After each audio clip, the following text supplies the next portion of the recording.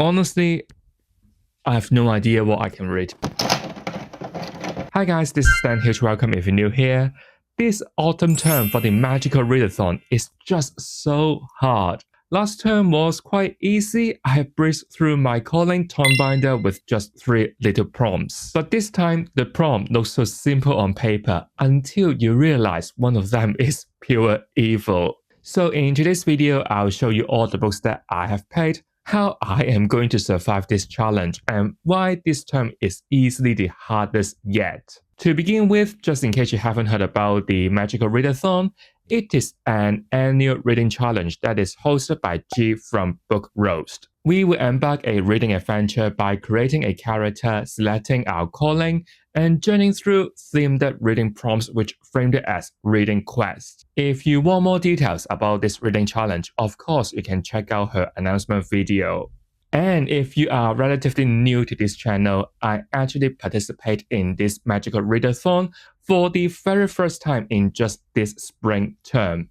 I chose my calling as Tomebinder because there was only 3 prompts to fulfill, and I thought it is going to be easy, which was also the case. And for this autumn term, Tomebinder still got only 3 prompts that need to be fulfilled. They're O in Art of Illusion, O in Spells and Incarnations, and Q in Inscription.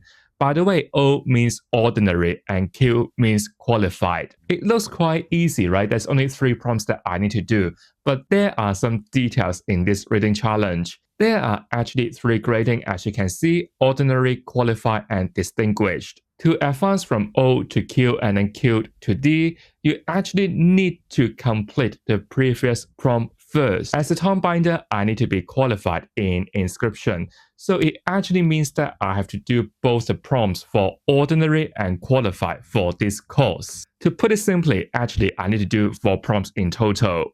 But what makes it extra challenging is the prompt itself, and let me tell you why. The first prompt here is for ordinary in Art of Illusion, which is optimal setting, which can be shown from the cover or the story itself. It is a relatively easy prompt, and I just don't know why in autumn I want to read some cozy fantasy.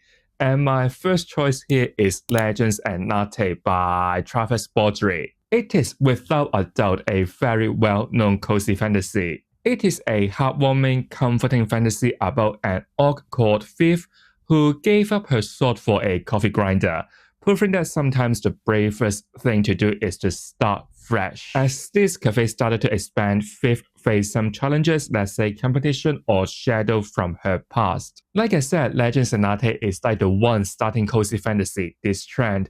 Before it, I don't think we really have this term or this kind of fantasy, which is mainly about a small adventure with some heartwarming moments. There are 2 reasons that I choose this book particularly. First of all, it's going to be about all the books that I am going to show you, and they are all bloody long and thick. I am desperately in need of something that is shorter and easier and more fun to read. And I also want to check out what's so good, or like why this series is so hyped. I know that maybe 1 or 2 years ago there was a sequel, and then in this coming winter we also have a prequel. So this Magical Readathon just reminds me that I really need to start this popular fantasy series. Coming to the second prompt, it is ordinary in Spells and Incantation, and it is about roll a dice to find a book that fit that page bracket. I have already rolled the dice because I need to do it on my laptop, and you know what? The result is bloody 6, the largest one. Very luckily, I found a book that can fit this prompt, and it is going to be The Knights of Erador by Philip C. Quaintrell, which is also the 7th book of the Echo Saga. According to Goodreads, and I don't have the physical copy yet, the page count for this book is actually around 600. I know if you have been watching my video, I sound like a broken record now.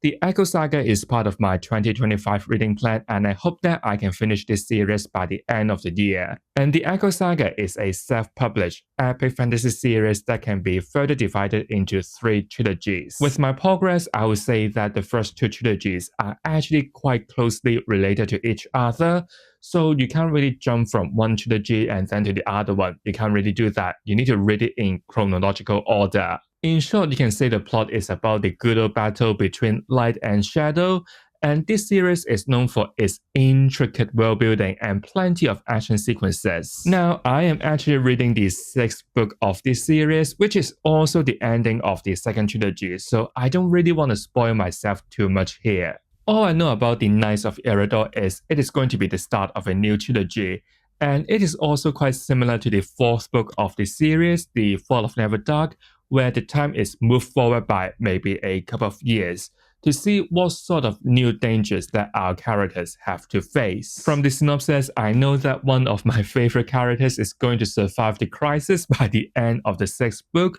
Also, reading some reviews on Goodreads, I know that there will be some familiar faces in this new trilogy. Honestly, I think this series just improves across the series. The plot, the characters, the writing, all executed very well, and it can easily become one of my favorite epic fantasy series of all time. It is just so fun to see Philip C. Quaintrell crafted this world of further, and there is a 9-book long series set in here. I know currently he is also writing a new series set in this world again. This universe is massive.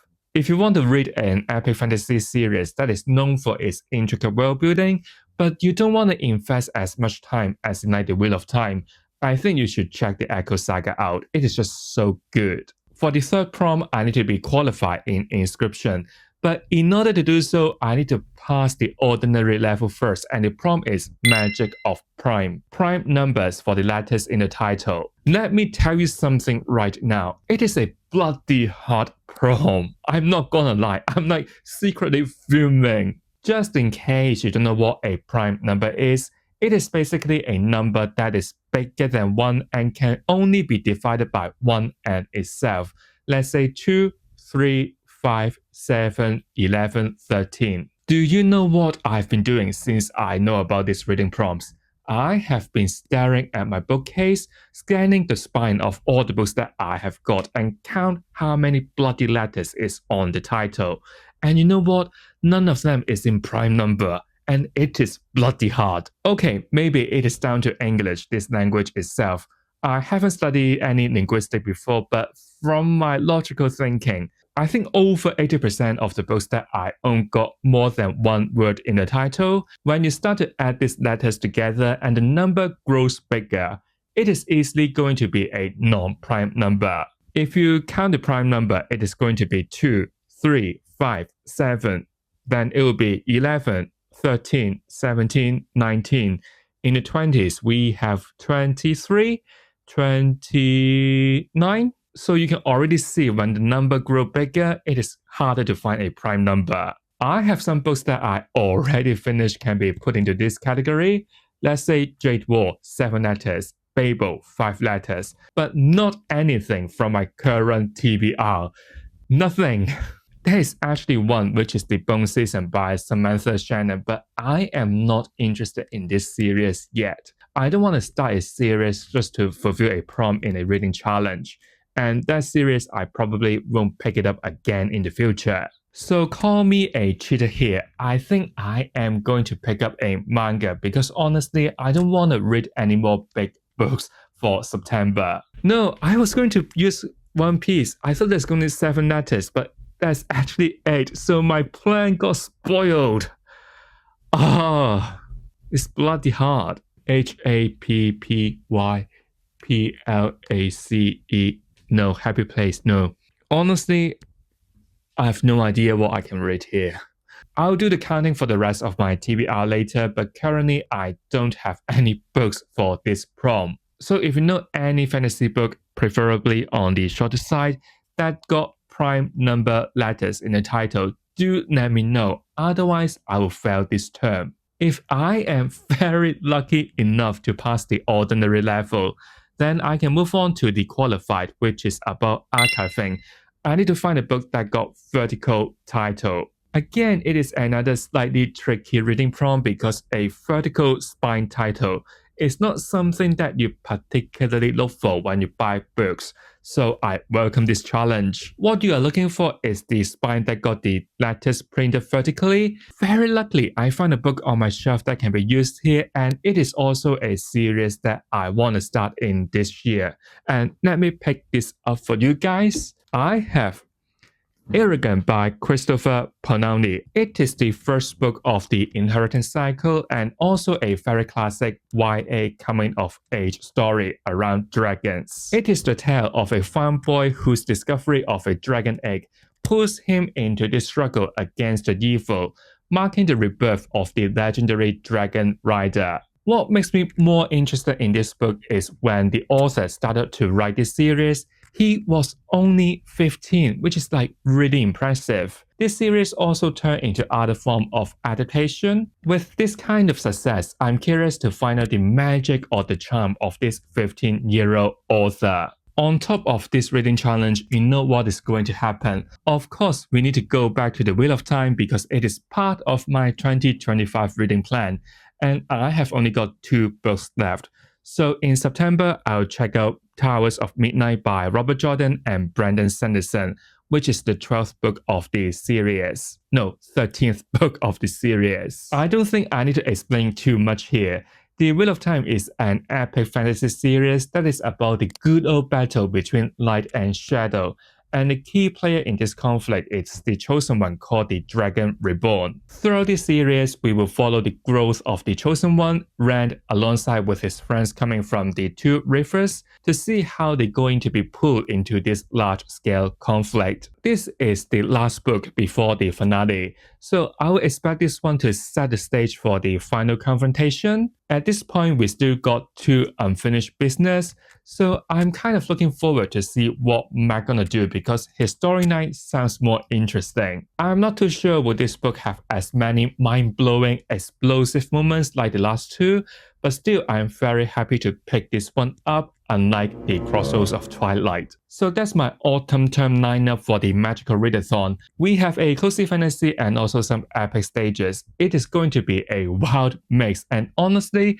I'm both terrified and excited to see how it goes. So don't forget to let me know, can you find any fantasy book that the number of letters in the title is in prime number?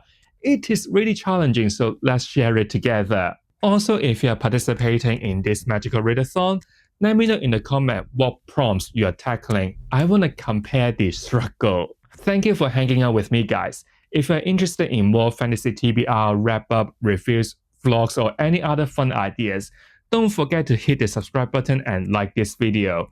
I'll see you all real soon. Goodbye.